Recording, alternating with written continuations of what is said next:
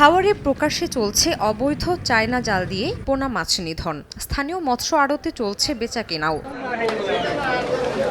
কিশোরগঞ্জের করিমগঞ্জ উপজেলার বালিখোলা পাইকারি মাছের বাজারে বিক্রি হচ্ছে রুই, কাতল, বোয়াল, কার্প সহ বিভিন্ন প্রজাতির পোনা মাছ। বাজার সংলগ্ন ধনু নদী সহ আশপাশের হাওর থেকে চায়না দুয়ারি জাল দিয়ে এসব পোনা মাছ ধরা হয়েছে। স্থানীয়রা বলছেন, এসব জালের ব্যবহার চলতে থাকলে হাওরে মাছের সংকট দেখা দিবে। মাছের সব বংশ নির্বংশ করে চায়না রিং জালে সব আরকদের কয়ে দিছি, তোমরা কাছে অনুরোধ এই চুনো মাছটি মারো না। 5 টিয়া 10 টাকা কেজি বিক্রি করে অর্ধেক বেছে আর অর্ধেক নদী মেয়ে ফেলা দেয়। কি দরকার এই মাছটি? জালরে আমরা সম্পূর্ণ নিষেধ করে দিয়েছি যে ওই জন্য গুড়া মাছ আপনারা আনবেন না, এটা বিক্রি হয় না, একদম দাম নাই, বিক্রি হয় না। আমরা জালরে নিষেধ করে দিয়েছি। মিঠা পানির মাছ কিন্তু ধ্বংসের পথে। তা আমরা প্রশাসনের কাছে জোরদার দাবি যে এই আইনগতভাবে জেলেদেরকে ব্যবস্থা করার জন্য। এখন জন্ম সনদ দিয়ে খোলো বিকাশ স্টুডেন্ট অ্যাকাউন্ট।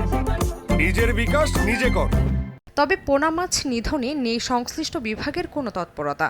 অবৈধ জাল জব্দে অভিযান জোরদারের গতানুগতিক আশ্বাস জেলা প্রশাসকের। প্রচুর পরিমাণ জাল জব্দ করেছি, সেগুলো ধ্বংস করা হয়েছে।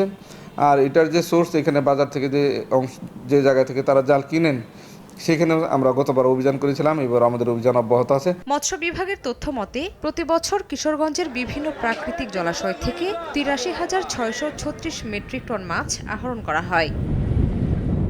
সময় সংবাদ, কিশোরগঞ্জ।